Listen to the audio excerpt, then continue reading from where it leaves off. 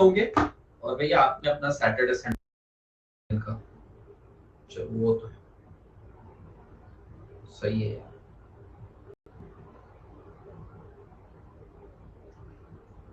ये month and तक last chapter चालू रहेगा आपका, ये स्टार्ट होगा, ये चलेगा होगा।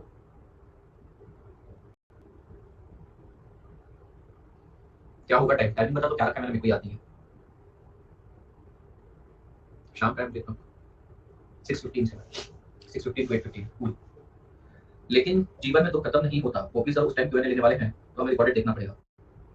क्या रिकॉर्डेड देखना पड़ेगा? कॉपी सर का है मेरा वाला क्यों है, कुछ कर नहीं सकते बेटा। वैसे भी बहुत हेक्टिक है वैसे भी ये सब्जेक्ट का पूरा हमारा सीए करिकुलम ही हेक्टिक है बेटा, बनाया उसको पर्पस लिया ऐसा। आपकी एक्सट्रीम लेवल की टेस्टिंग करनी है। जिम होता है सर 6 बजे, तो जिम का टाइम चेंज करवाई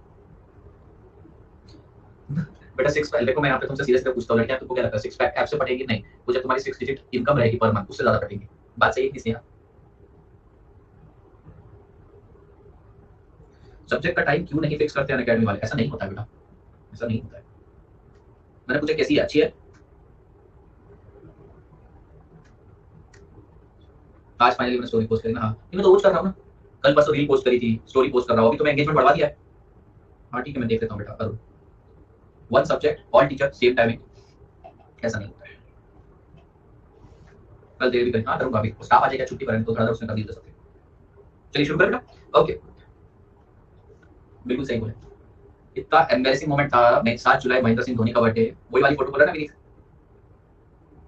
हाँ, उसने पिछले साल वो 40 साल का होता है। मैंने बोला मेरे जितने जितने स्टूडेंट रहेगा सबने जज किया होगा, ठीक है। ऑक्यूपेशनल हजार्ड इट वाज नहीं, अच्छा वो वाला, हाँ वो तो आया था तो वो तो डाल दिया था। हम ज्यादा हमारा नाम वेरीफाई करना नहीं है, ठीक है। खैर कोई बात नहीं। चलिए बात बताऊंगा। चलिए क्वेश्चन नंबर 20 से शुरू करते हैं। शुरुआत करेंगे क्वेश्चन 20, 4 क्वेश्चन निपटाने अपने को।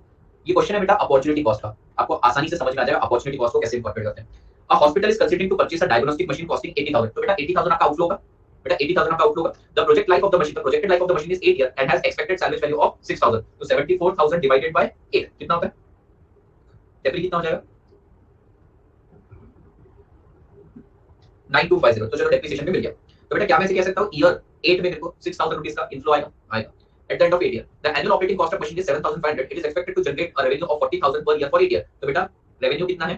40,000 minus 7500 minus 9250, अरे yes or no, cash expense minus non cash expense, is it correct? Yes. अब जरा ध्यान देना।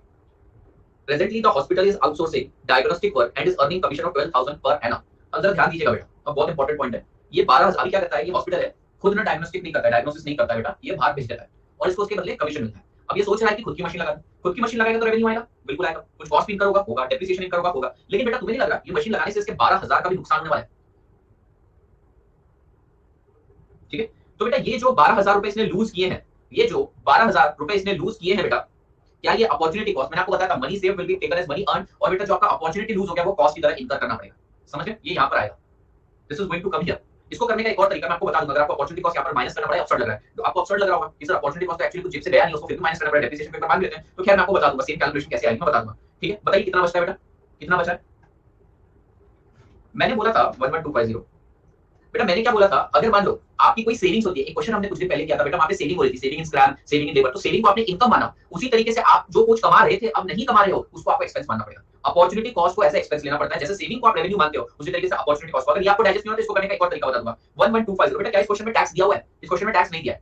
तो अगर आई मुझे क्वेश्चन में टैक्स नहीं दिया है तो देखो टैक्स माइनस करना चाहिए क्या? नहीं करना चाहिए। बट बेटा एग्जाम में जब क्वेश्चन आया था इंस्टीट्यूट ने टैक्स 30% अज्यूम कर लिया, लिख दिया टैक्स 30% अज्यूम। अब मैं आप लोगों को एक बात बता देता हूं बेटा, आप टैक्स 30% लेंगे, 50% लेंगे, 10% लेंगे, उससे आपका आंसर वेरी करेंगे। हो सकता है प्रोजेक्ट एक्सेप्ट भी हो सकता है प्रोजेक्ट रिजेक्ट भी हो। तो इंस्टीट्यूट ने गलती करी थी, अब क्या करें? अब ये मेरे को पता है इसलिए 30% लिखवा देता हूं, पर आप एग्जाम में होते तो जीरो लिखते हैं, ठीक है। चलिए मान लेते क्वेश्चन में 30% टैक्स है, तो 11250 माइनस 30%। मैं आपको बताता हूं वैसे तो आपको नहीं करना चाहिए, प्लस 9250, ठीक है। क्या इतना पैसा आपने नेट गेन किया है? क्या आपने इतना नेट गेन किया है? इसका एक और तरीका बेटा, आप ऐसे भी बोल सकते हो सर 40,000 रुपए कमाएंगे और 7,500 का खर्चा होगा और 9250 डेप्रिसिएशन होगा। कितने बचते हैं? 40,000 माइनस 7500 माइनस 9250, 40,000 माइनस 7500 माइनस 9250, बेटा बचे 23,250। माइनस कर देते हैं 30%, प्लस करते हैं 9250। बेटा क्या आपका आंसर 25525 आ रहा है? 25525। अब जरा ध्यान दीजिएगा बेटा, ये आपको गेन होगा, बराबर है कि नहीं? लेकिन बेटा उसके चलते हुए आप 12,000 की इनकम कमा दोगे। ये 12,000 रुपए आप कमाते तो इसके ऊपर 30% टैक्स भी पे करते। तो बेटा क्या आप 8400 कमाते? तो बताओ ये जो आप एक्टिविटी कर रहे हो, इस एक्टिविटी के चलते हुए आप इंक्रीमेंटली कितना कमा रहे हो? क्या आप इंक्रीमेंटली इतना ही कमा रहे हो? तो आप चाहे तो अलग अलग ले सकते हो, ठीक है। तो हमने एक बहुत सिंपल रूल रखा है, सेविंग्स जो है that will be treated as revenue while opportunity cost will be considered as your. दोनों बात सेम ही है, लेकिन किसी को ये डाइजेस्ट करने में तकलीफ है ना, रेवेन्यू माइनस कैश एक्सपेंडिचर क्या ठीक है, माइनस डेप्रिसिएशन क्या ठीक है। सर जो चीज आपने अर्न करी ही नहीं है आप उसको कैसे माइनस करो? बेटा ये लूज कर दिया मैंने, ठीक है। अगर मान लो मैं आउटसोर्सिंग का ऑप्शन कंटिन्यू रखता तो 8100 कमाई जाता नेट ऑफ टैक्स। बेटा आउटसोर्सिंग बंद कर दिया तो मैं कितना कमा रहा हूं? 25.25। तो ये पूरा करने के बाद मेरे को नेट इंक्रीमेंटल गेन कितना हो? 17125। बात समझ में आई आपको? 17125। अभी कुछ नहीं करना है आपको, 17125 को डिस्काउंट करना है ये रेट से, टर्मिनल ईयर में आपको 6000 रुपए इनफ्लो भी देना है और 80000 आपका आउटफ्लो। तो this question is simple, but इसको बोलते हैं बेटा रिप्लेसमेंट डिसीजन के क्वेश्चन, इंक्रीमेंटल अप्रोच। चाहे तो आप ऐसा भी कर सकते थे, यहां पर नया केस निकाल सकते थे, पुराना वाला निकाल सकते थे, तो बोलते थे इंक्रीमेंटली कितना मिल रहा है मेरे को वो देखते हैं।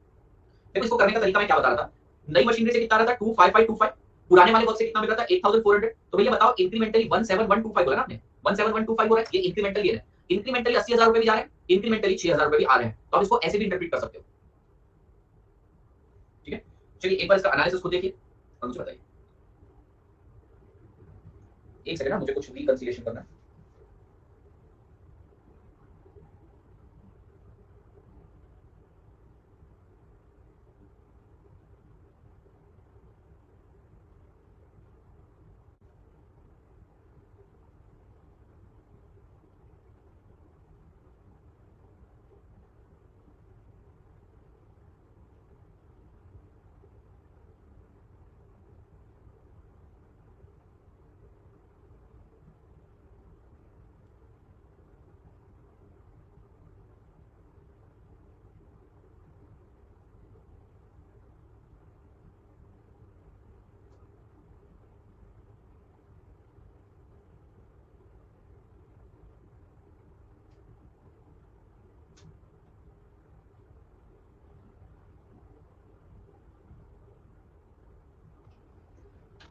Good evening.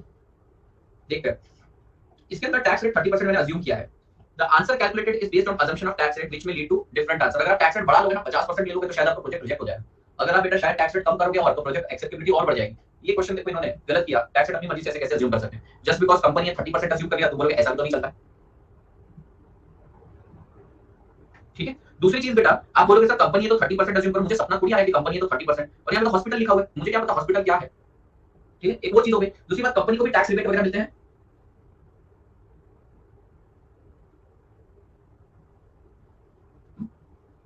हाँ वही बात है ना, पॉइंट टोटली ये है, पॉइंट टोटली ये है कि भैया हमको थोड़ी पता क्या है, हो सकता है टैक्स रिबेट मिल रहा हो सकता है टैक्स हेवन में हो। तो ये यहाँ पर मैं अज्यूम कर रहा हूँ टैक्स 30% है, तो एग्जाम में अगर 0% से भी लोगे ना तो कुछ नहीं करना, गलत नहीं मानना अपने आंसर को, बस नोट लिखना। चलिए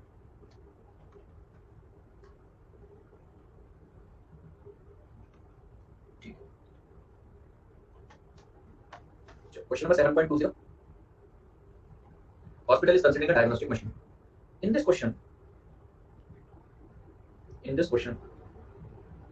opportunity cost, that is opportunity lost, shall be treated as cost. This is this can be solved by two approaches. Both will give same result.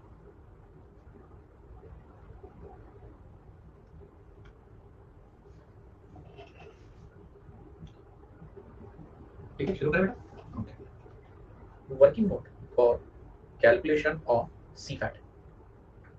Revenue 40,000 less operating expense 7,500 less depreciation 80,000 minus 6,000 divided by 9250 minus opportunity cost. ये important point है, opportunity cost 12,000 balance जो भी बचेगा less करेंगे tax बेटा, add back करेंगे depreciation, तो हमें मिल जाएगा सी फैट। और वो सी फैट कितना है? 17,000। 40,000 माइनस 1500 प्लस 9250 माइनस 12,000 1.250 30% 337 माइनस करके 9250 ऐड करेंगे 17.25। ये आ गया बेटा। इसको सॉल्व करने का दूसरा तरीका भी बता दूं आप लोगों को, इसको ऐसे भी सॉल्व कर सकते हैं अदर वे राउंड।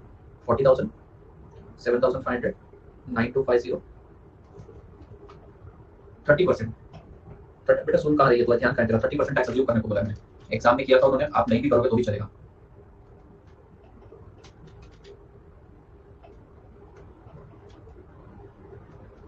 इसको दूसरी तरीके से भी किया जा सकता है।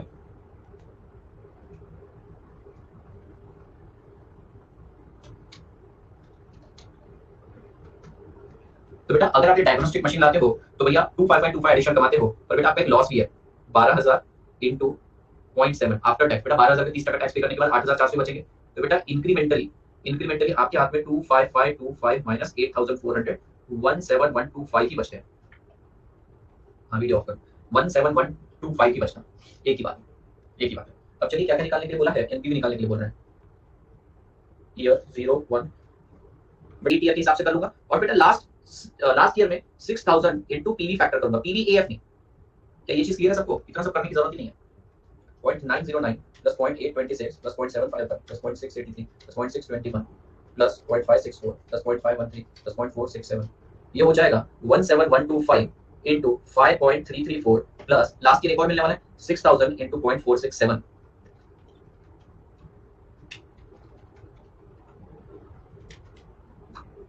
94,146 पीवी ऑफ आउटलुक 80,000। तो भैया एनपीवी 14,146, पीआई 1.176। शॉर्ट में भी किया जा सकता था, नहीं तो आप लेंदी मेथड से जाओ। सबका अलग करके 94,246 आया, सबका अलग करके। बेटा तूने खुद कैलकुलेट करा जीटी मार के या नीचे टेबल में से रेट उठाया, ये बता। You can do like this. बेटा मैंने किया क्या है मेरे को ये बताओ। 4.25 में 8 साल का होता है ना बेटा, 8 साल बोले ना, ईयर 1 2 3 4 5 6 7 8।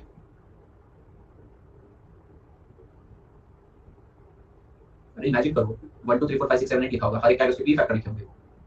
ठीक है, ईयर 8 कैसा लिखेगा बेटा? ईयर 0 1 2 3 4 5 6 8 कैसा लिखेगा? ईयर 8 में 17125 लिखेगा और 8 में 6,000 और लिखेगा। तो मैंने क्या किया, यहाँ से यहाँ तक कॉमन कैश फ्लोज ले लिया, उसको उसके पीरियड से मल्टीप्लाई किया और इसके पी फैक्टर से किया। ठीक है, मैंने ईयर 1 को 1 मान लिया, ईयर 0 को 1 होता है। सर सॉल्यूशन में अपॉर्चुनिटी कॉस्ट सीफैट के बाद में क्यों डिडक्ट किया? सॉल्यूशन में मैंने कब किया सीफैट के बाद डिडक्ट? बेटा ये क्या लिख रहा है, पहले तो किया है। बुक का सॉल्यूशन छोड़, तेरा आंसर मैच कर रहा है, तेरा आंसर मैच कर रहा है, बस तू आइदर वे तो ये वाले अप्रोच से गई होगी, बुक में ये वाले अप्रोच से सॉल्व करो। थोड़ा दिमाग लगाना, तुमको कोई चीज समझ में आएगी बुक का सॉल्यूशन क्यों ऊपर करके देखना है, ये समझ में आएगा आपको बताइए। सिंपल सा एक पॉइंट था, opportunity cost is the loss, it is the cost, opportunity cost is the cost. यही सबका फेमस है, अकेले अकेले।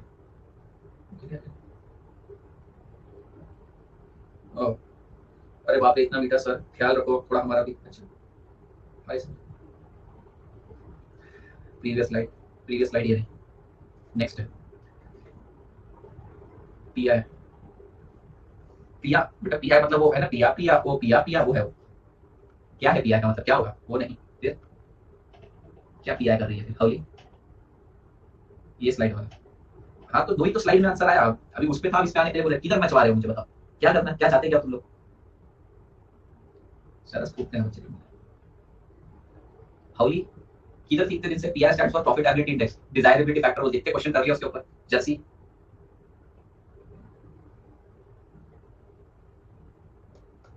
90 ml का सर, स्टैमिना नहीं तो 60 पे काम चला होगा बेटा, 90 पे जाने ही क्यों है?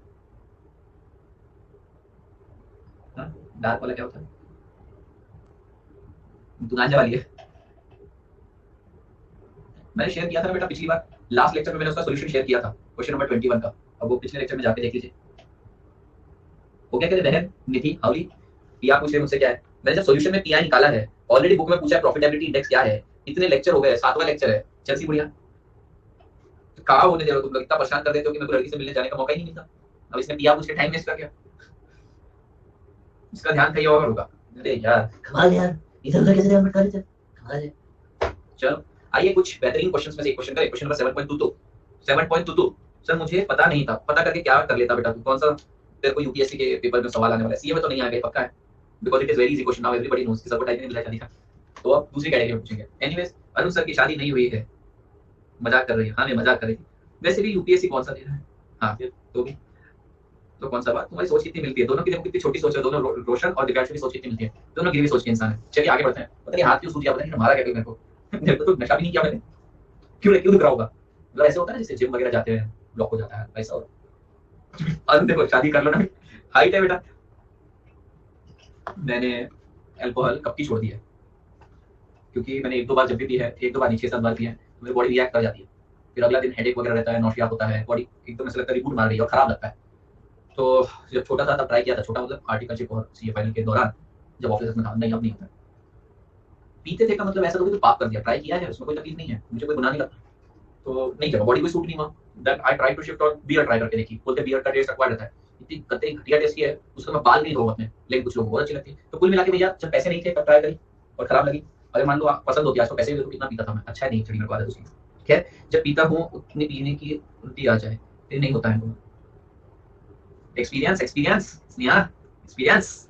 Oh my God's, the lovely Jesus. चलिए बेटा, 22 और 23 बैक टू बैक करने पड़ेंगे, बहुत मजा आएगा। मैं आपको बोल रहा हूँ बेटा, तुमने चरस खाया उससे ज्यादा मजा तुमको आएगा। 22, 23 बहुत मजेदार क्वेश्चन है। पढ़िए। A Limited, an existing profit-making company, is planning to introduce new product with a project life of 8 years. बहुत बढ़िया बेटा। Initial equipment will cost 150 lakh and additional equipment costing 10 lakh will be needed at the beginning of third year. बेटा, at the beginning of third year का मतलब क्या है? At the beginning of third year, मुझे cash flow in the beginning नहीं चाहिए था, second year के एंड में। ठीक है, तो भैया प्रोजेक्ट कितने साल का है? 8 साल का है। तो ये जो 150 लाख की मेन मशीनरी लेकर आ रहे हैं पप्पा मशीनरी, ये 8 साल डेप्रिशिएट होगी। फिर भैया एक छुटकन मशीन लेकर आए, ये कितने साल डेप्रिशिएट होगी? ईयर 3 4 5 6 7 8, ये 6 साल ही डेप्रिशिएट होगी और ये 8 साल डेप्रिशिएट होगी। बात समझ में क्या? ए दिव्यांशु, वर्किंग कैपिटल नहीं है, वो भी मशीनरी है, वो भी इक्विपमेंट है। हौलिया का अच्छा नाला है। will be required in the beginning of third year. At the end of 8 years, the original equipment will have resale value equivalent to cost of removal. बेटा ये क्या बोल रहे हैं? 8वें साल के बाद ये मशीन को उखाड़ने का खर्चा ही उतना आएगा जितने में बिकेगी। तो 100 रुपए में समझो सेल हुई, तो 100 रुपए उखाड़ने का खर्चा बेटा। इसका मतलब इसकी नेट सैलवेज वैल्यू कितनी है? 0 0 0। तो बेटा 150 डिवाइडेड बाय 8 कितना होता है? 150 डिवाइडेड बाय क्या? 18,75,000 ओरिजिनल मशीनरी का डेप्रिसिएशन है। बोलो हाँ हाँ। But the additional equipment can be sold for 1 lakh. तो भैया एडिशनल मशीनरी को आपको डेप्रिशिएट करना पड़ेगा 9 लाख रुपए को, वो भी 8 साल के लिए, नहीं 6 साल के लिए। 1.5 लाख, 9 लाख को 6 साल के लिए 1.5 लाख। मतलब देखना, ईयर 1 के अंदर 18 lakh at the beginning of third year. बेटा at the beginning of third year का मतलब क्या? At the beginning of third year, मुझे cash flow in the beginning नहीं चाहिए, सेकंड ईयर के एंड में। ठीक है, तो भैया प्रोजेक्ट कितने साल का है? 8 साल का है। तो ये जो 150 लाख की मेन मशीनरी लेकर आ रहे हैं पप्पा मशीनरी, ये 8 साल डेप्रिशिएट होगी।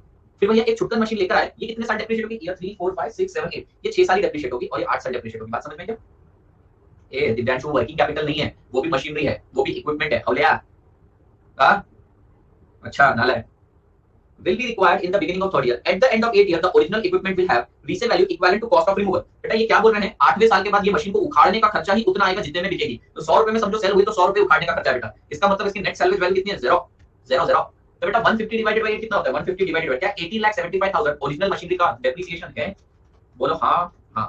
But the additional equipment can be sold for 1 lakh. तो भैया एडिशनल मशीनरी को आपको डेप्रिशिएट करना पड़ेगा 9 लाख रुपए को, वो भी 8 साल के लिए, नहीं 6 साल के लिए। 1.5 लाख, 9 लाख को 6 साल के लिए 1.5 लाख। मतलब देखना, ईयर 1 के अंदर 18,75,000 का डेप्रिसिएशन जाएगा, ईयर 2 में भी 18,75,000 का, ईयर 3 ऑनवर्ड्स 18,75,000 तो जाएगा ही, प्लस 1.5 20.25 का डेप्रिसिएशन आएगा।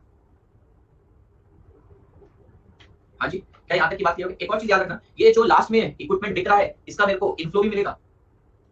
होल्ड करना एक second.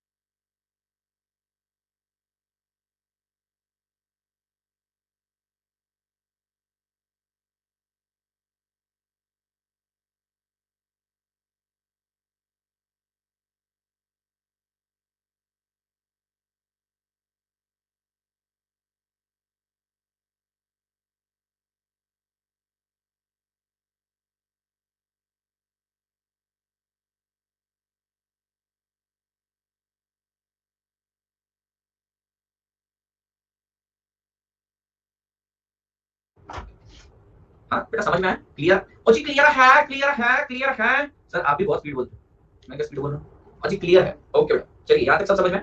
Working capital of 25 lakh will be needed. बेटा वर्किंग कैपिटल 25, दिव्यांशु दिव्यांशु अभी 25 लाख का वर्किंग कैपिटल लग रहा है, ये ईयर 0 में आउटफ्लो रहेगा और लास्ट ईयर में इनफ्लो रहेगा। बात समझ में है क्या? ठीक है। The 100% capacity of plant is 4 lakh unit, but the production and sales volume expected are given. बेटा पहले साल मात्र 20% है, 80,000 यूनिट बिकेंगे। दूसरे साल बेटा 1,20,000 यूनिट बिकेंगे। तीसरा चौथा पांचवा साल बेटा 3 लाख यूनिट सेल होंगे और 6 7 8 में प्रोडक्ट अब डिक्लाइनिंग स्टेज पे आ चुका है, 2 लाख यूनिट बिकेंगे। ठीक है, हमें क्या करना पड़ेगा, इसको मल्टीप्लाई करना पड़ेगा इसके सेलिंग प्राइस पर यूनिट से, तो आपको मिल जाएगा रेवेन्यू, कॉस्ट लेस करेंगे, अरे बकवास है, एकदम बकवास बात।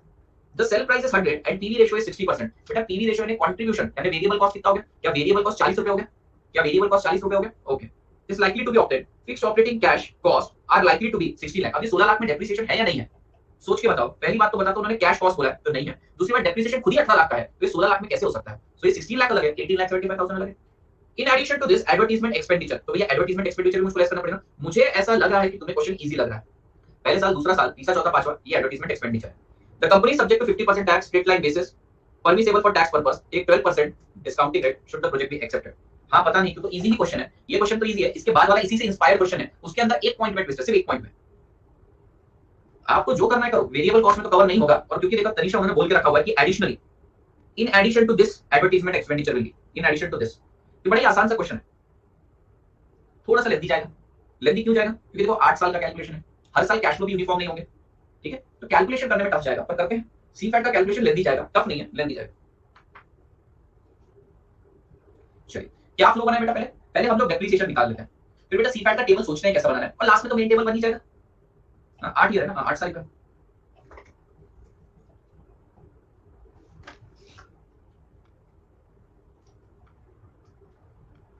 लैक ना, ओके, ऐसा हुआ दिव्यांशु के साथ, उसको फिर ऐसे लेटा तो उसको लगा लैग हो गया। बेटा हर बार तू आंखें बंद करता है तो मेरा लैग थोड़ी आ रहा है, किस कैसे लोग रहते हैं।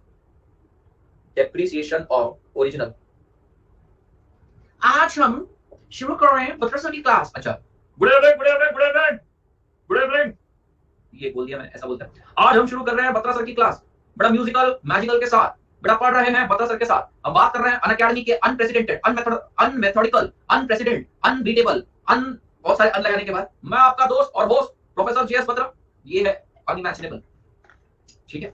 2 वर्ड में उनके बोलता हूँ। उस दिन क्या हुआ, मैं उनकी वो यूट्यूब सेशन में भी आ जाते हैं कभी कभी, और प्लस क्लास में भी आ जाते हैं। उस दिन बच्चे बोल रहे हैं बत्रा सर प्लस क्लास में, बोला बत्रा सर की एक्टिंग करने को बोल रहे हैं, मैंने सब बच्चों को good evening good evening good evening, बच्चों क्लियर है क्लियर, बत्रा सर ने हैंड रेज किया, मेरे को ऐसा लगा पता नहीं क्या हो रही, वो तो क्या बच्ची है, लेकिन लगता नहीं यार बहुत बड़े मजा आया मेरे को, डर भी लगा। डेप्रिसिएशन ऑफ ओरिजिनल मशीनरी, अरे एज इतनी बढ़िया, लिखो।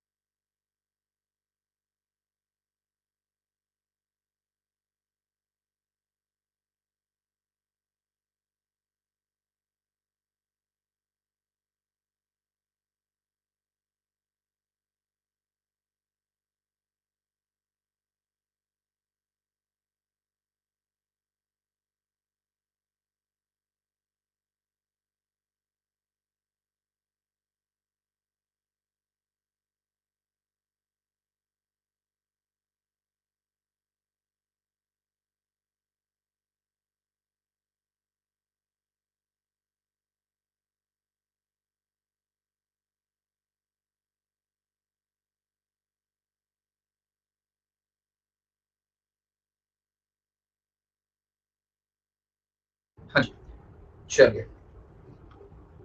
डेप्रिसिएशन हो गया बेटा। अब यहाँ टेबल बनाना पड़ेगा, थोड़ा सोचना पड़ेगा कि टेबल कैसे बनाना है, थोड़ा सोचना टेबल कैसे बनाते हैं। देखो मेरे को इसके अंदर हर साल कैपेसिटी वेरी कर रही है, तो एक कॉलम लगेगा ईयर का, वो तो फिक्स है।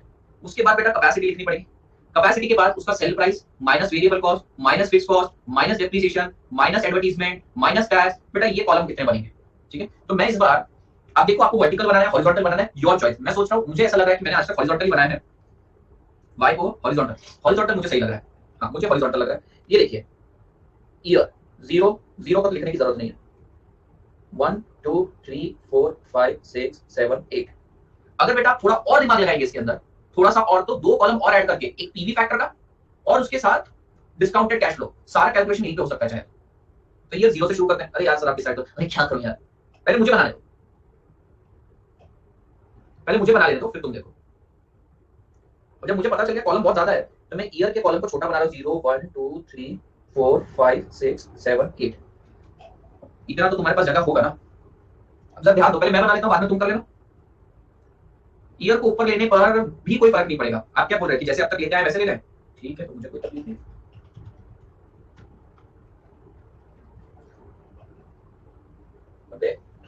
सब ऐसे ही सही था। अब बेटा अब जाने दो, अब हो गया। फिर बेटा उस केस में बनेगा पर्टिकुलर का कॉलम और अंदर बनेंगे 8।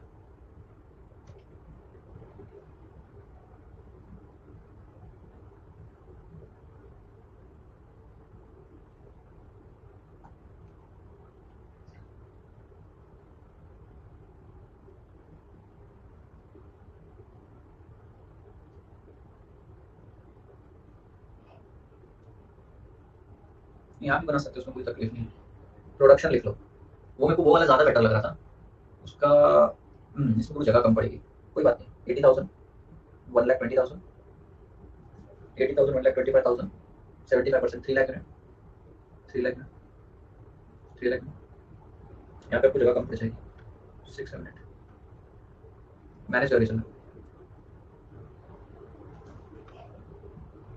और Y0 यहाँ कैसे आएगा? वो वाले टेबल के अंदर कैश फ्लो भी बन जाता था, Y0 से लेके एनपी भी आ जाता। अब ये सिर्फ और सिर्फ कैश फ्लो का टेबल बना है। वो वाला टेबल ज्यादा क्या छोड़ो, ठीक है। ध्यान से देखना, मैं पहले रेवेन्यू से मल्टीप्लाई करूंगा, फिर उसके अंदर 40 रुपए वेरिएबल कॉस्ट लेस करूंगा। बेटर है सीधा पीवी रेशियो से मल्टीप्लाई कर दूं, सीधा सीधा कंट्रीब्यूशन पर यूनिट से कर दूं। Contribution per unit 100 minus 40। बेटा ये क्लियर है?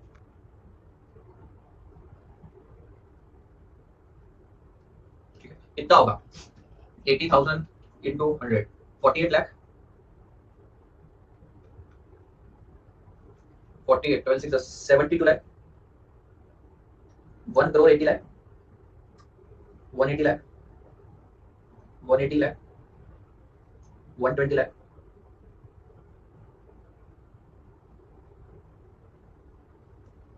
ठीक है, अब इसमें से क्या लेस करेंगे? लेस करेंगे फिक्स कॉस्ट। आपको रुपीज इन लाख में लिखना है तो भी आप कर सकते हो। मैं जब भी रुपीज इन लाख करता हूँ मेरे से तो वही आंसर गलती हो जाता है। और ये अभी की बात नहीं, बचपन से होता है मेरे साथ, तो मैं कभी नहीं करूंगा।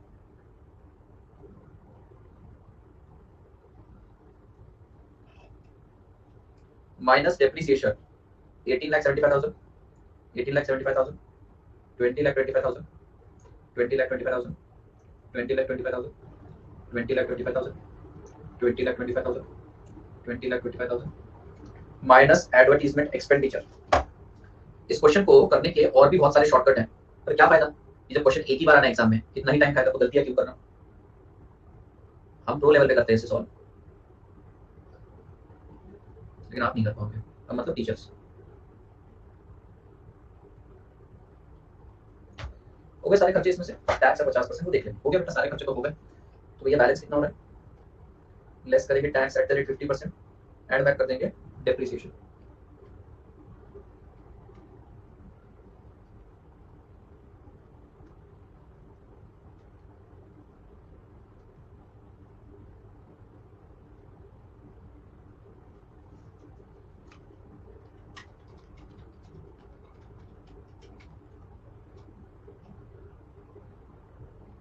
Is it 16,75,000 but in negative? Is it or not?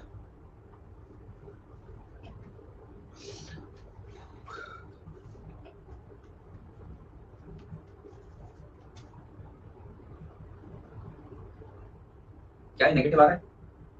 याद करो, मैंने जब आपको चैप्टर ऑफ लेवरेज करवाया था, उस चैप्टर में मैंने आपको बोला था अगर नेगेटिव आता है तो आपको रिफंड मिलता है। और कंपनी को क्या, सॉरी, क्वेश्चन के स्टार्टिंग में बोल भी रखा है A limited is existing profit making companies को सेट ऑफ करेंगे वो कहीं ना कहीं किसी ना किसी जगह। ठीक है, ठीक है। दूसरा अजम्पशन जो कि मॉड्यूल के दिए गए क्वेश्चन के अंदर ऐसा किया था उन्होंने कि उन्होंने टैक्स रेट मान लिया 0, उन्होंने टैक्स ही मान लिया 0, रिफंड ही लिया उन्होंने टैक्स 0 पकड़ लिया।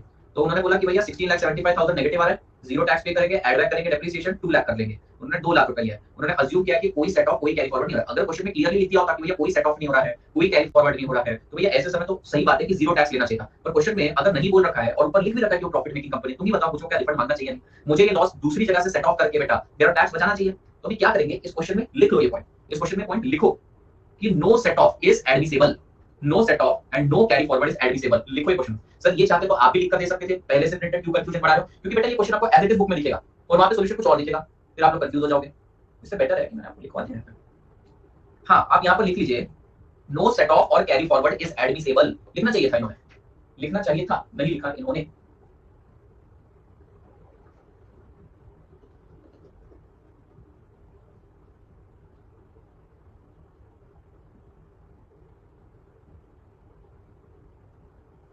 ठीक है, तो क्योंकि ये पॉइंटर, वैसे तो क्वेश्चन में आपको मिलेगा नहीं, पर इंस्टीट्यूट ने इसको इस तरीके से सॉल्व किया, लिख के देना चाहिए था। उम्मीद करता हूं एग्जाम में लिख कर देंगे। अगर नहीं लिख कर दिया तो फिर भैया आप इन्वर्ट का यहाँ पर पॉइंट लिख सकते हो। पर हम मान लेते हैं कि क्वेश्चन में लिखा सेट ऑफ कैरी फॉरवर्ड नहीं मिलेगा, तो ये रहा आपका लॉस। भैया सेट ऑफ नहीं हो रहा है, कैरी फॉरवर्ड नहीं हो रहा है, कुछ नहीं हो रहा, तो ये लॉस है, कोई टैक्स बेनिफिट नहीं मिलेगा। एड बैक करना 18,75,000, फिर आपका सीफैट आ जाएगा 2 लाख रुपए। क्या ये पॉइंट समझो? अच्छा सर, यहाँ पर अगर सेट ऑफ अलाउड होता तो फिर मैं करता 18,75,000 माइनस 50%, 8,37,500 का लॉस दिखता, और उसके अंदर में 18,75,000 ऐड करता, 10,37,500 आता। एक बार खुद करके देखो, अगर यहाँ पर आप लोगों को टैक्स बेनिफिट मिल रहा है तो कितना आंसर आएगा? तो ये 16,75,000 हो जाता। ठीक है, 16,75,000 डिवाइडेड बाय 2, आपका टैक्स हो जाता बेटा 8,37,500, टैक्स गेन मिल जाता, तो बैलेंस कितना बचता? 8,37,500 का लॉस बचता। उसके अंदर आप ऐड कर देते 18,75,000, तो आपका वो 10 लाख कुछ तो आ जाता। समझ में? पर ये उन्होंने मना किया है, कहां मना किया? क्वेश्चन में मैंने लिखवा दिया है। तो सर ऐसे टैक्स वाला कोई एडजस्टमेंट जिसके अंदर टैक्स आपको सेट ऑफ कैरी फॉरवर्ड करने को मिले, वो अगला क्वेश्चन है। इसलिए मैंने बोला दोनों क्वेश्चन को बैक टू बैक करेंगे। एक क्वेश्चन जिसके अंदर सेट ऑफ कैरी फॉरवर्ड का कोई बेनिफिट नहीं मिल रहा, अगले वाले में करेंगे, तो मजा आ जाएगा। चलिए अगला वाला करते हैं बेटा। 1,20,000 into 60, 72 lakh minus 16 lakh minus 18,75,000 minus 15 lakh, ये बच रहा है बेटा 22,25,000,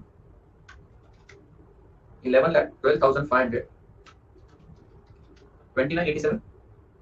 अगर सेट ऑफ करा होता, पहले तो ये बताओ कितना हो जाए? 29,87,500। ठीक है बेटा, उतना नहीं आता, 10 लाख कुछ आता। कैलकुलेटर में 16,75,000 माइनस में लिया, 16 लाख माइनस में लिया। ठीक है, अब लेस पर 50%, माइनस 50%, कितना बचा? माइनस 8,37,500, उसके अंदर ऐड कर 18,75,000, तेरा आंसर अमन आता 10,37,500। अमन नेगेटिव में टैक्स जा रहा है, मतलब तेरा लॉस 16,75,000 में 8,37,500 आ जाएगा।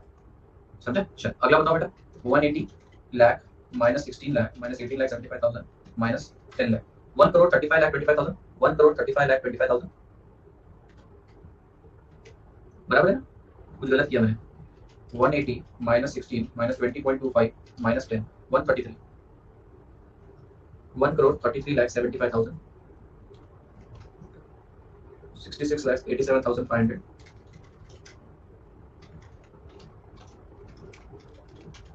87,12,500। यस, इसका भी सेम ही आएगा 87,12,500, इसका भी सेम ही आएगा। सारे फिगर सेम ही है ना?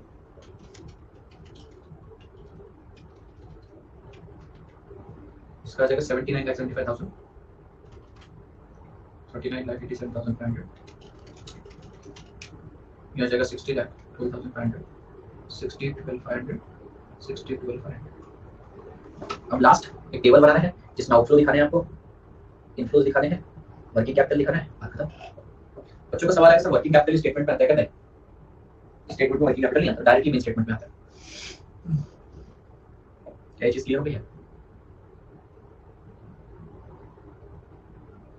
टेबल ज्यादा अच्छी लगती है।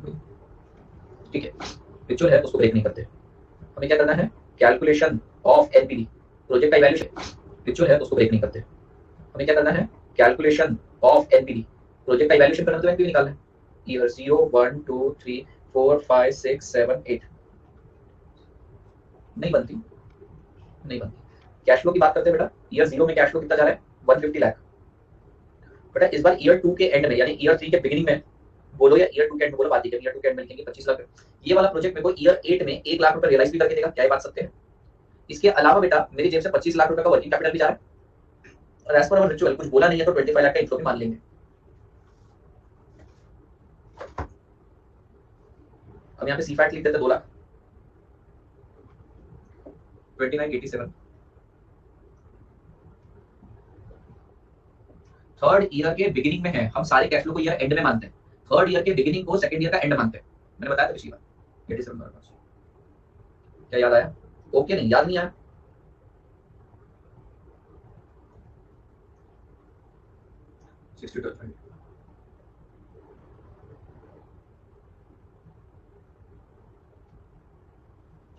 चाहे तो यहाँ पे टोटल भी कर सकते हैं 175,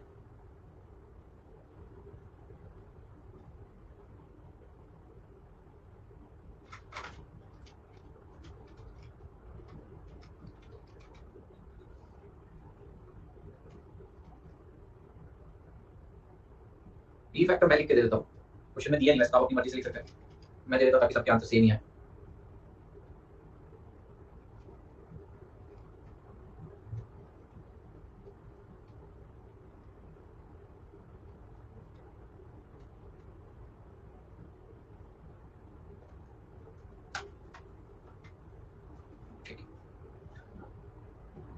डीसी बताइए, एनपीवी पॉजिटिव आ रहा है तो प्रोजेक्ट सिलेक्ट, एनपीवी नेगेटिव आ रहा है तो प्रोजेक्ट रिजेक्ट।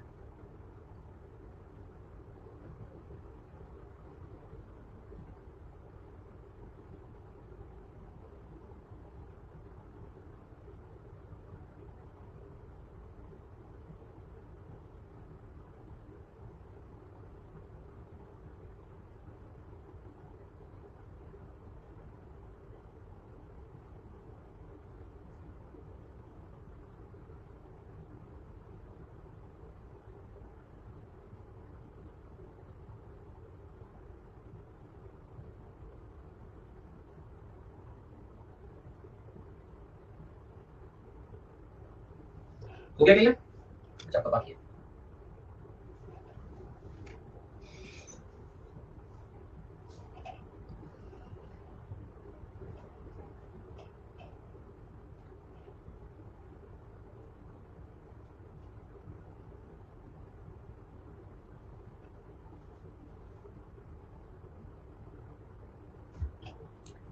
कंफर्म कर दो अपने answer. Do you want me to so?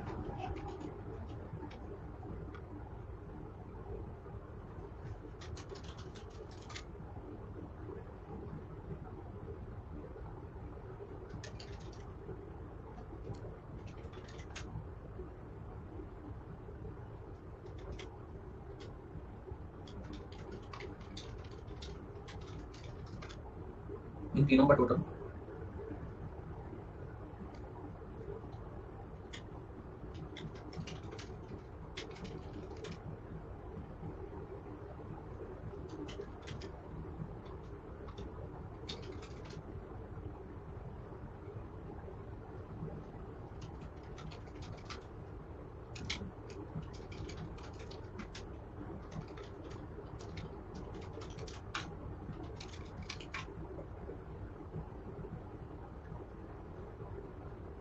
One crore 1,60,261, ये आपका नेट गेन आ रहा है, एनपीवी पॉजिटिव आ रहा है, project shall be selected, project shall be selected.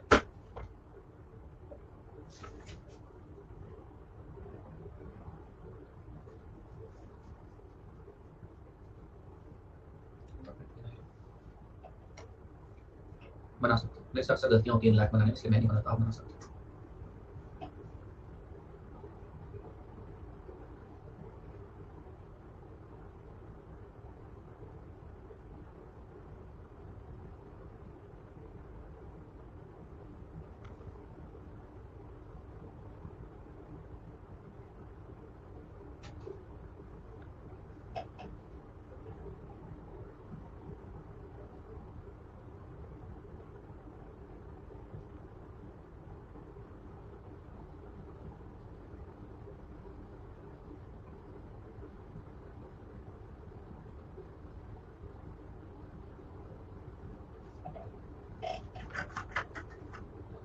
पहले ये खत्म करो, कल सब ये खत्म करो फिर नीचे आऊंगा। किसी का बाकी है क्या? कल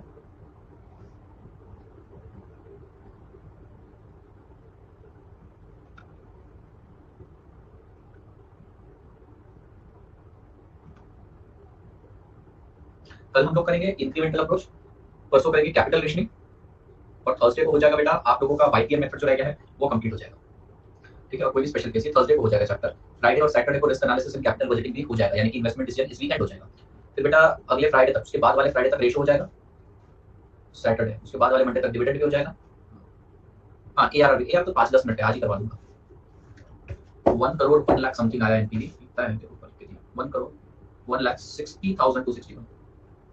ओके सबका सर माइनस में है ना, नहीं पॉजिटिव है बेटा, पॉजिटिव है सर।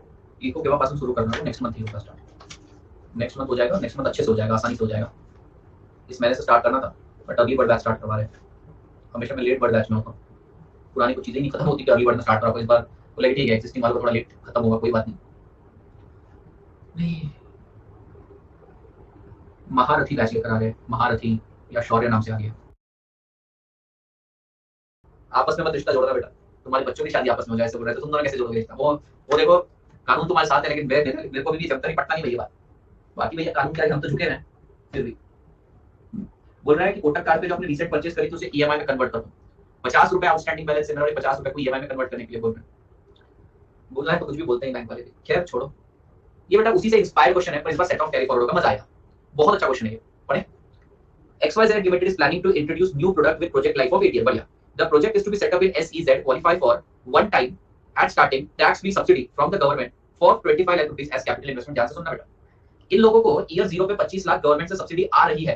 तो बेटा क्या ये इनफ्लो है? अब सवाल ये आता है कि भैया आपको ये ग्रांट मिल गया, आपको ये डोनेशन दान मिल गया, बराबर है, इस पे क्या टैक्स पे करना पड़ेगा? जैसे आपको कभी गिफ्ट मिलता है तो गिफ्ट पे टैक्स पे करना पड़ता है, तो यहाँ हमने बोल रखा है कि 25 लाख पे कोई टैक्स नहीं है। बहुत बढ़िया, ईयर 0 में 25 लाख का एक इनफ्लो भी लिख देंगे, बहुत बढ़िया बेटा, खुश हो जाओ।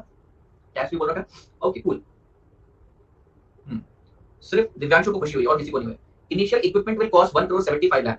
The additional equipment costing 12,50,000 will be purchase at the end of third year. बेटा at the end of third year मतलब थर्ड ईयर पे ही लेना है, at the beginning of third year बोला होता तो ईयर 2 के एंड पे लेता। अब जब ये ईयर 3 के एंड पे बोला तो ईयर 3 के ही एंड पे लेना, 3 में ही लिखना, समझ गए? तो भैया जो 1 crore 75 लाख का असेट है बेटा, जो असेट है 1 crore 75 लाख का, वो डेप्रिशिएट होगा 8 साल, और बेटा 12,50,000 वाला डेप्रिशिएट होगा 5 साल। क्यों? क्योंकि तीसरे साल के एंड में 4 5 6 7 8 मात्र 5 साल डेप्रिशिएट होगा, ठीक है।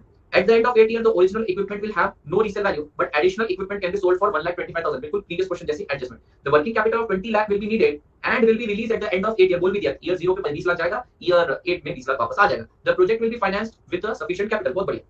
The sales volume over 8 years दिया है 1 2 3 4 5 6 7 8। ये भी previous question जैसा ही है। The unit price is 20। क्या एडजस्टमेंट आई इसके अंदर? नहीं, सिर्फ ये 25 लाख, इसके अलावा अब तक तो कोई एडजस्टमेंट नहीं दिख रही। The sell price of 120 per unit is expected and variable cost will be 60%। क्या मैं ऐसे कह सकता हूं 48 रुपीस कंट्रीब्यूशन रहेगा, 48 रुपीस कंट्रीब्यूशन मल्टीप्लाई करके total contribution. Fix cost, fix cash operating cost will B 18 lakh. यहां तक बात समझ में? यहां तक तो क्वेश्चन डिट्टो सेम था, कोई तकलीफ है क्या आपको? कोई भी तकलीफ है क्या? कोई तकलीफ नहीं सर, ऊपर से हमको दो डेप्री भी लेस करने पड़ेंगे। ओके अब देखिए नया point, okay okay okay. The loss of any year will be set of from profit of subsequent year. बेटा इन्होंने क्या बोला? The loss of any year will be set of from profit of subsequent year. मतलब बेटा अगर मुझे इस साल लॉस हो रहा है तो कुछ नहीं करने का, टैक्स 0 पे करने का, लेकिन सर इन्होंने सेट ऑफ की बात मुझे वो अगले साल करना। बेटा बात समझ में है क्या? मतलब सर अगर ये सेम लाइन इस क्वेश्चन में दी होती तो क्या करते? यही सेम लाइन इस क्वेश्चन में दी होती तो पहले साल यहां तो 0 लिखता, ये ऐसा ही करता, अगले साल सेट ऑफ करता लॉस को। क्या आपको मेरी बात समझ में आ रही है?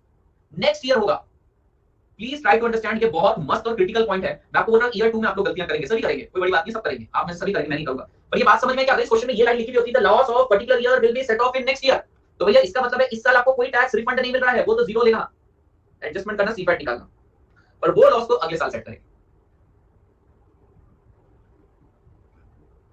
क्लियर है? The company subject to 30% tax rate, 12% discounting rate दे रखा है आप लोगों को, डेप्रिसिएशन एसएलएम बेसिस पर होगा, 12% का सब दे दिया। एक ही पॉइंट अलग है इसके अंदर, दूसरा पॉइंट वो 25 लाख की सब्सिडी है। देखिए गलत करने की बच्चा इसमें एक और गलती कर सकता है। क्या? बच्चा 1 crore 50 लाख, सॉरी, बच्चा 1 crore 50 लाख के ऊपर डेप्रिसिएशन प्रोवाइड कर सकता है। वैसा मत करना, एसेट आपका 175 का ही है, वो 175 पे ही डेप्रिशिएट होगा। वो 25 लाख की subsidy that is different matter, वो आपको फ्री में आया वो पैसा है। अगले 2 साल बोला है, इसका मतलब ये है कि अगर पहले साल जो लॉस हुआ है वो अगले साल पूरा एग्जॉस्ट नहीं हो रहा तो उसके बाद भी करो, और उसके बाद के साल भी नहीं होगा तो उसके नेक्स्ट ईयर मत करना, अगले 2 साल तक ही किया जा सकता है। 25 लाख से आउटफ्लो कम होगा ना, आउटफ्लो तो ऑटोमेटिकली कम हो जाएगा, पर डेप्रिशिएट 175 को ही करना। आउटफ्लो तो वैसे भी कम होगा क्योंकि ईयर 0 पे 175 का आउटफ्लो लोगे, 20 लाख का ये आउटफ्लो लोगे, 25 लाख का ये इनफ्लो लोगे, तो ऑटोमेटिकली वो तो सेट अप हो जाएगा, पर ऐसे डेप्रिशिएट होगा 175। हां ठीक है जी।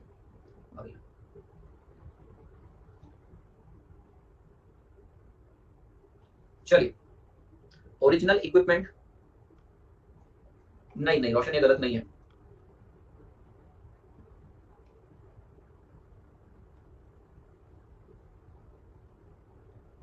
मेरे को पता था, I know what was coming.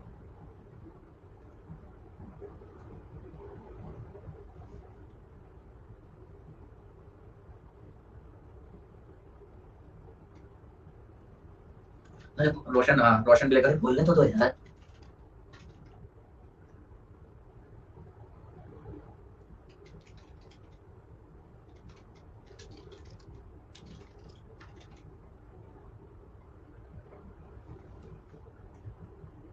Depreciation हो गया, तो डेप्रिसिएशन ईयर 1 से ईयर 3 तक आएगा 21,87,500, ईयर 4 से ईयर 8 आएगा 23,75,000। सर 5 लेंगे ना, ईयर 4 5 6 7 8 5 साल आ रहा है।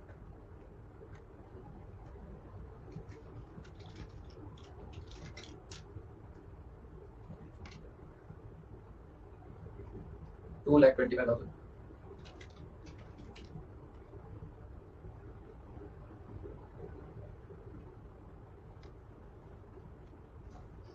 बोलिए।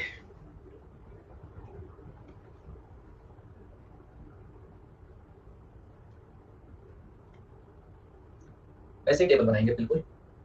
टेबल मैं भी नया बनाता हूँ। यहाँ तक सबका हो गया क्या? चलो मैं भी टेबल बना लेता हूँ। पर्टिकुलर का कॉलम छोटा रखते हैं, फिर 2 भागों में विभाजित। पर्टिकुलर का कॉलम ऐसे ही टेबल बनाएंगे बिल्कुल। टेबल मैं भी नया बनाता हूँ। यहाँ तक सबका हो गया क्या? चलो मैं भी टेबल बना लेता हूँ। पर्टिकुलर का कॉलम छोटा रखते हैं, फिर 2 भागों में विभाजित। उसके बाद फिर से 2 भागों में विभाजित।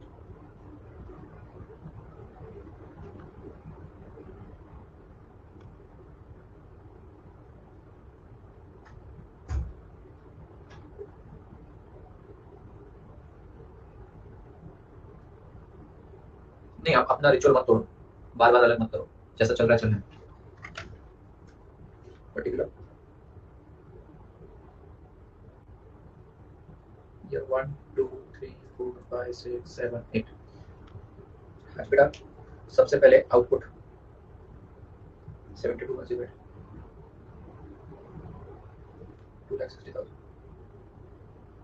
2,70,000 बेटा। ईयर 4 और ईयर 5 के लिए 2,70,000 याद रखना।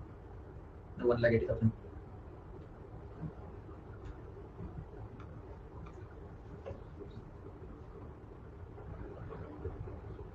हाँ वो तो बता सभी के साथ होता है बेटा। सीपीयू का full form contribution per unit हमारे केस में 48।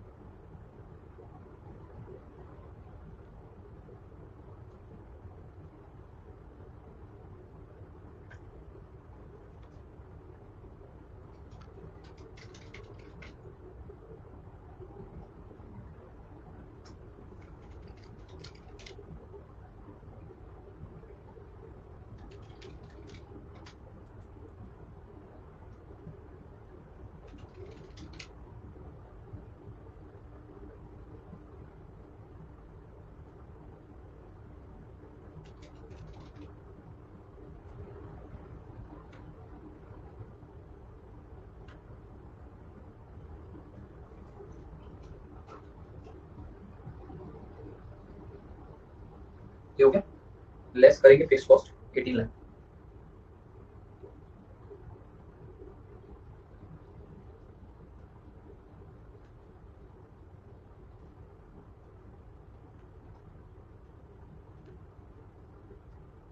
लेस करेंगे बेटा डेप्रिसिएशन 21,87,500।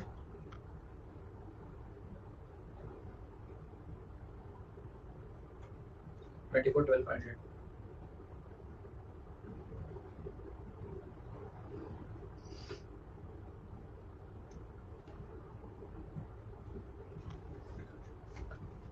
ऑटो बेटा नजर नहीं आ रहा है फिक्स कॉस्ट। बैलेंस निकाल लो। बैलेंस बता सकते हो मुझे? 24,56,000 माइनस 18 लाख माइनस 21,57,000। क्या बेटा आप लोगों का लॉस आ रहा है 531,500 का? एक एक करके क्लोज करते हैं बेटा। क्या मुझे टैक्स का कोई बेनिफिट मिलेगा? नहीं मिलेगा, वो अगले साल मिलेगा बेटा। 2,25,000 पुराना वाला, पुरानी मशीनरी तो 8 साल तक डेप्रिशिएट होगी ना, तो 21,87,500 तो चल ही रहा है प्लस 2,25,000। ठीक है, यहाँ तक सब आगे तो बताइए। यहाँ तक आराम से आओ, हमारा अगला क्वेश्चन नहीं हो पाएगा तो ये क्वेश्चन को आराम से करो, कोई जल्दबाजी नहीं।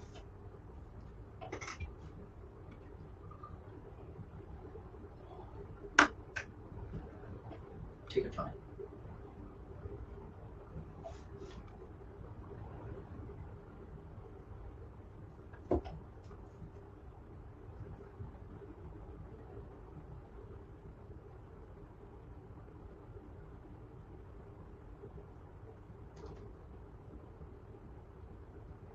ये अगले महीने की 4-5 तारीख तक हो जाएगा।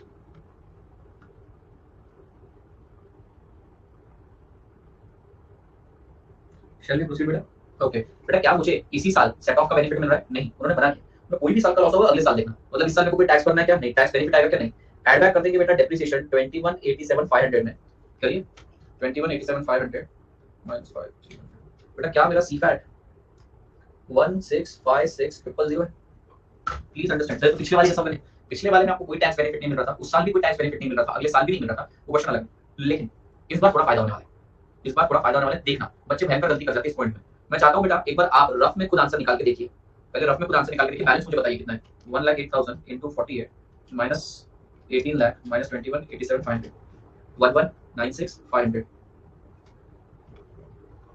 आप मुझे बस यहां तक पहुंच के बताइए, मुझे पता है गलत ही करोगे। 1815,450 पता नहीं, एक आंसर आ रहा है 1815,450। आप मुझे इसी साल का बताइए, आगे का नहीं जानना मुझे। अच्छा, सबके बैलेंस बता रहे हो आप, बहुत बढ़िया, मैं ट्रस्ट करूं तेरे ऊपर। 84922500 874750 874750। आपकी ऐसा नहीं बोलते भैया, ऐसा नहीं बोलते, मैं भरोसा कर रहा हूँ। 4427,500 जब मैं बोलूं भरोसा कर रहा हूं तो तुझे रीचेक करना पड़ेगा। एक आंसर है 2653 सर, ईयर 2 में 2653 2653 23 2387। अच्छा ठीक है, अब मैं करूं 11,96,500। जरा ध्यान दीजिएगा बेटा, 11,96,500 ये क्या रहा मेरा बैलेंस। अब मुझे क्या लेस करना बेटा इसमें से, ये आया ना बेटा तेरा, क्या गलत किया मैंने। ईयर 1 क्या हो गया तेरे को, ईयर 1 में सही तो है ना 30T। हाँ अरे भैया सुनो, तुम बोल रहे हो 30% टैक्स, बेटा वो बोल रहे हैं कि आपको कोई टैक्स का बेनिफिट उस साल नहीं मिलेगा। क्वेश्चन का जिस्ट तो वही है ना जो मैं बोल रहा हूँ कि आपको उस साल टैक्स का कोई भी क्लेम या कोई भी बेनिफिट नहीं मिलेगा, अगले साल देख लेना जो लॉस हुआ वगैरह। तो ये मेरे को पहले साल लॉस हुआ, मैं बोल रहा हूँ भैया मेरे को इसके ऊपर रिफंड चाहिए, बोले नहीं अगले साल इसको सेट ऑफ करना, इस साल कोई टैक्स मत भरो, इस साल कोई टैक्स नहीं है, तो टैक्स कितना पे किया, 0 पे किया। ठीक है, तो भैया माइनस 5,31,500 और प्लस 21,500 सब्जेक्ट को लाइन पढ़ो वापस, द कंपनी सब्जेक्ट टू निकाल दिया, the loss of any year will be set of from profit of subsequent year. बेटा इसका बेनिफिट अगले साल ले लेंगे, हम उठा लेंगे अगले साल बेनिफिट, इस साल कुछ नहीं करना है, इस साल लॉस हुआ तो टैक्स पे नहीं करना है। अब जरा ध्यान देना, अब बेटा बात आती है अगले साल कितना टैक्स पे करना, अगले साल कितना टैक्स पे करना, ध्यान से देखना बेटा। अगले साल मेरी इनकम कितनी है 11,96,500, उसमें मैं 531,500 लेस कर दूंगा। बेटा मेरे को देखो गवर्नमेंट अधिकारी आए मेरे पास और बोलते हैं कि भैया आपकी इनकम 11,96,500 इस पे टैक्स करो। मैंने बोला रुको मेरी किताबें ओपन करता हूं, मेरी किताबें ओपन करेंगे 531,500 का लॉस निकालो, 11,96,500 माइनस 513,500 513 या 531 531 11,96,500 माइनस 531,500। मैंने बोला भैया देखो मेरी इनकम तो इतनी हुई है पर मैं टैक्स इतने पर पे करूंगा। अब देखो दोनों बातों में फर्क है, दोनों बातों में फर्क है। मेरी इनकम इतनी है और मैं टैक्स इतने पर पे करूंगा।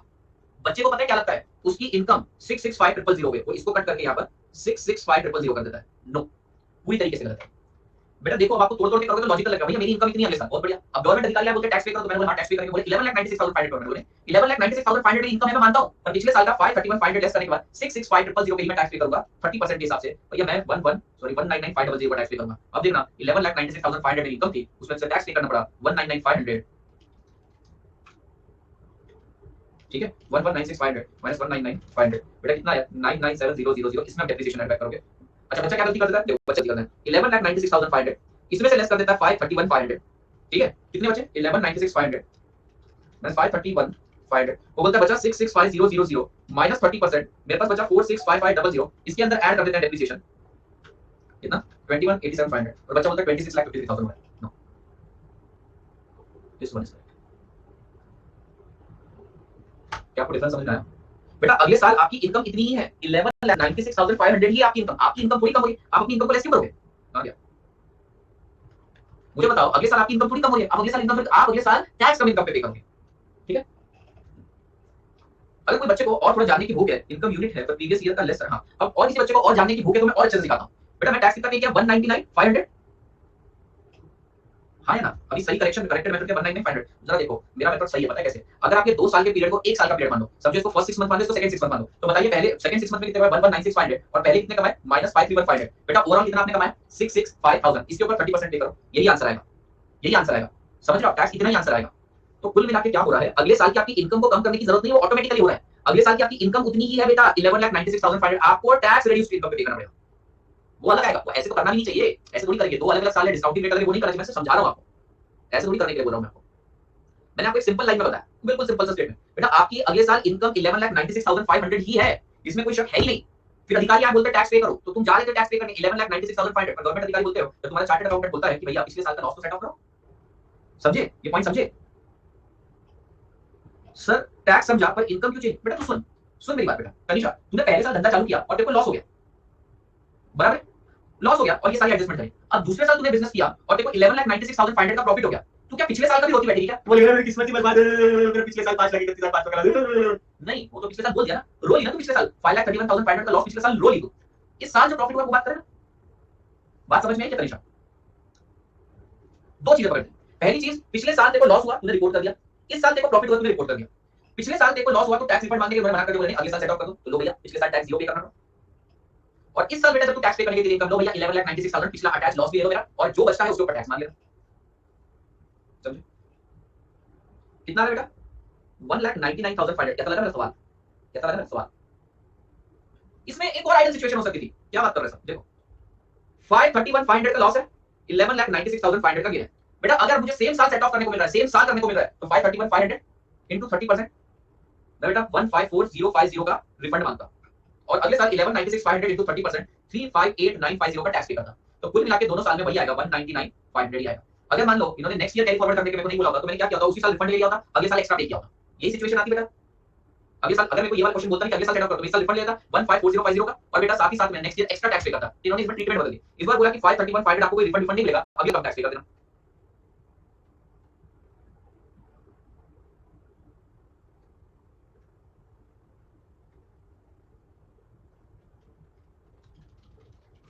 ठीक है, बात समझ में? देखो अगर बोलते तो ऐसा करा जा सकता था, वो तो मैं लिखवाऊंगा ही।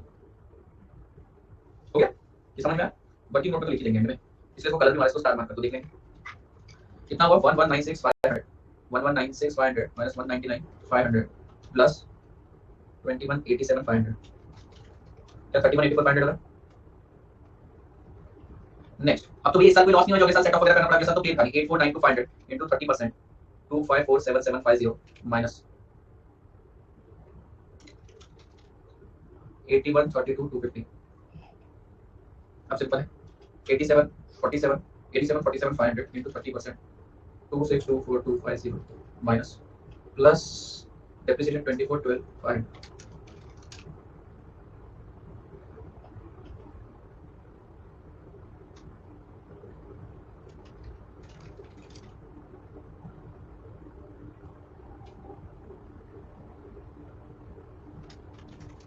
क्या मैंने जो लिखा सही है?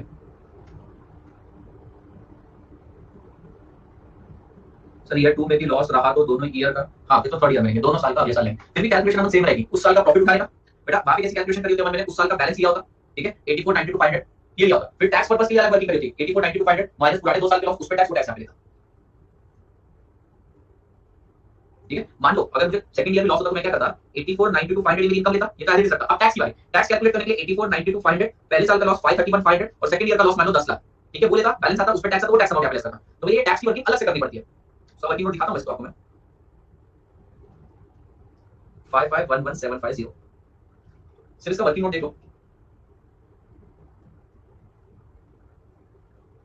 Correction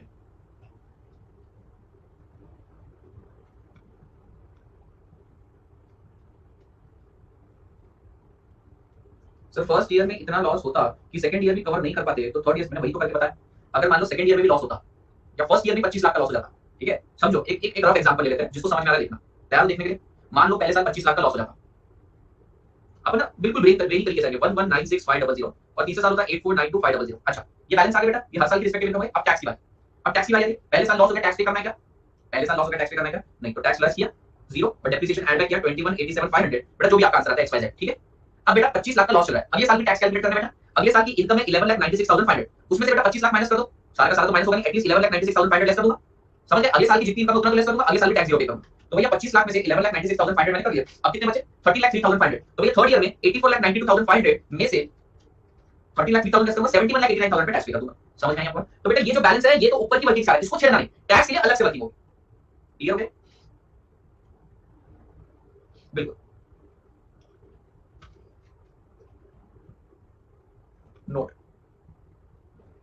not pay tax in year 1 or refund in year 1. Do not take refund. Do not take refund in Y0 in year 1 as loss will be set off in next year. Note 2. Do not reduce income of 1,196,500 in year 2 because of loss of year. It is deducted only for tax calculation. ठीक है, इस question के मुताबिक मैं 2 साल तक ही कर पाऊंगा, ईयर 2 तक नहीं, जिस साल लॉस होगा उसके बाद के 2 साल, ईयर 2 की बात नहीं करी, ईयर 2 तक ही करना है, ऐसा नहीं 2 साल तक। हो गया क्या आप लोगों का? सी पैट आ गया, टेबल बना के दे देता हूं, चलिए लो।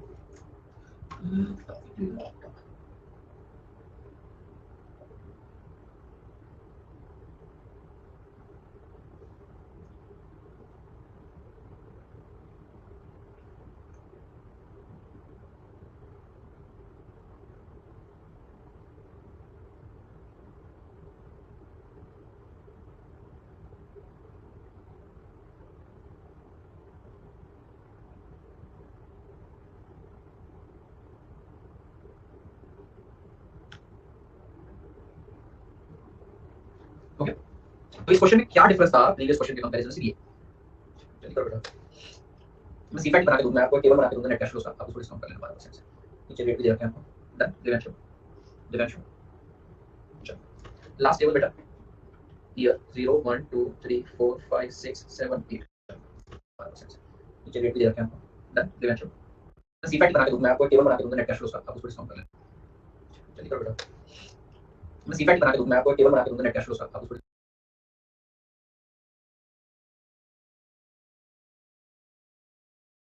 डिस्काउंट कर लेना 12% से, नीचे रेट भी दे रखे हैं आपको। डन, दिव्यांशु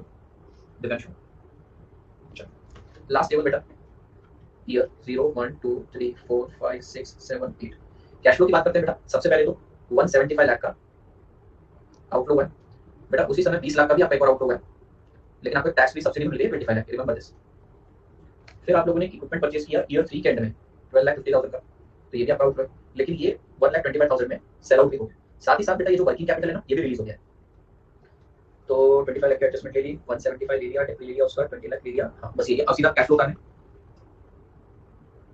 1656 3184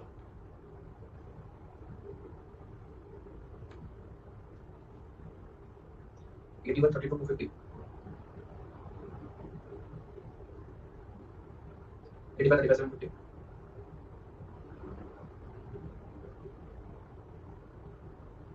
55 11,750।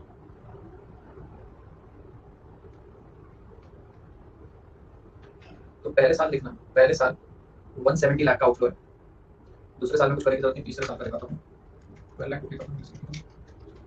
इस साल नेट जाएगा 68 लाख 82,250, लास्ट ईयर जाएगा 1,25,000 प्लस 20 लाख प्लस 55,650।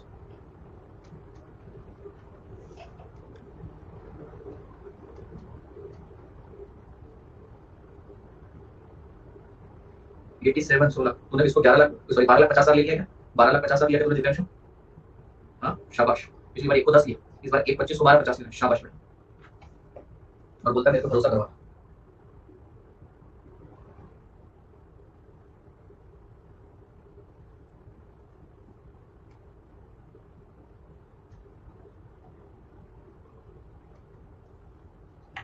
मैं नहीं कर रहा इसको डिस्काउंट, आप एनपीवी निकाल लो और बताओ प्रोजेक्ट सिलेक्ट हो कोई आओ, इतनी कैलकुलेशन के बाद पूरी प्रोजेक्ट नहीं करवाएंगे। ये क्वेश्चन अच्छा था।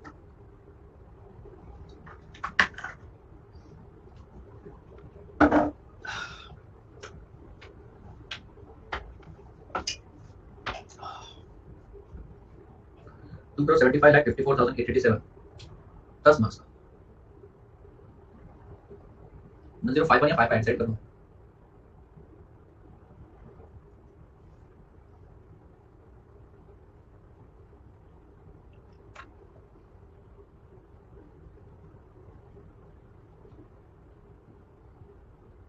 उसमें 0.89 ही दिया ना सिर्फ, मैंने अपनी वजह से नहीं लिखा।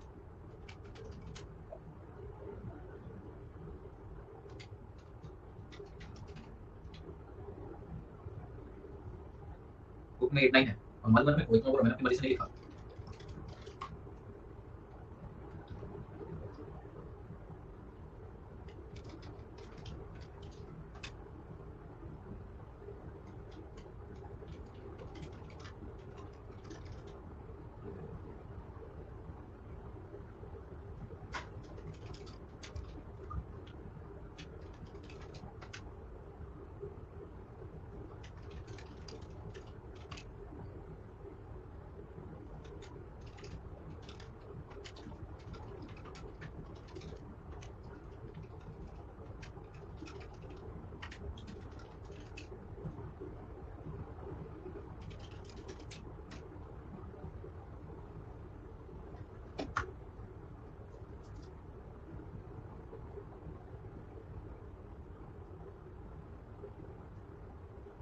ठीक है, चल ऑलमोस्ट क्वेश्चन में कुछ ना कुछ मिस्टेक हो जाती है, उसे कैसे रिड्यूस करें? पहले मिस्टेक देखो, मिस्टेक ऐसी है, अगर सीरियस मिस्टेक हो रही है तो फिर वो आपको देखना पड़ेगा, फिगर आउट करना पड़ेगा। जैसे मेरे टाइम पे मैंने एक चीज फिगर आउट करी थी आईटीसी के टाइम पे, मैं रुपीज इन लैक और जीटी में से कुछ दिन पहले इसने पूछा था। हाँ ओके, इसके 2 घंटे रोशन ने पूछा था जीटी के यूज नहीं करते, तो मैंने 2-3 चीजें नोटिस करी, रुपीज इन लैक 1000 लिखा तो प्रेजेंटेशन गंदा हो जाता है, मैं से मिस्टेक होना चालू हो जाती है और जीटी में हमेशा कुछ ना कुछ गलत हो जाता है, तो मैंने वो चीज अवॉइड किया, कैलकुलेशन पार्ट नहीं है। दूसरी चीज, आप अगर कोई वैल्यू मिस कर रहे हैं लिखना तो क्यों मिस कर रहे हैं उसको, ठीक है? तो फिर जैसे मैं क्या करता हूँ, जैसे क्वेश्चन रीड करता हूँ, इनफ्लो आउटफ्लो कहां प्लॉट होने वाले को पहले प्लॉट कर देता हूँ, फिर सीफैट का स्टेटमेंट डालता हूँ, सिंपलीफाई करता हूँ। एक ही बात है बेटा, बची जैसे इसमें 853575 की जगह 1-2 नंबर इधर उधर हो गए। अब देखो वो तो पता है आपको, गलती क्या करा दोस्तों। मेरा क्वेश्चन पढ़ा, सर मेरा पीवी ऑफ इनफ्लो में एडिशन मशीनरी का आउटफ्लो सेट ऑफ हो गया, वो कैसे चलेगा? सर इसमें पीवी ऑफ इनफ्लो में एडिशन मशीनरी का आउटफ्लो सेट ऑफ हो गया, वो कैसे चलेगा? क्यों नहीं चलेगा? उस साल आपके पास 81,32,000 250 आने वाले, 12,50,000 आने वाले, नेक्स्ट 68,82,000 250 बचेगा। उसमें क्या गलत है? Bye bye.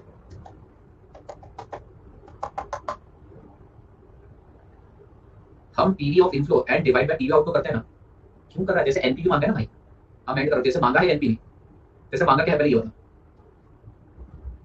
तू बोल रहा, तू पीआई के लिए बोल रहा है क्या? तू पीआई के लिए बोल रहा है क्या? प्रॉफिटेबिलिटी इंडेक्स की बात कर रहा है क्या तू? फिर स्प्लिट करके लिखता हूं। मैंने मांगा ही एनपीवी तो मेरे को जरूरत नहीं पड़ी, अगर वो पूछते तो मुझे स्प्लिट करके लिखना पड़ता।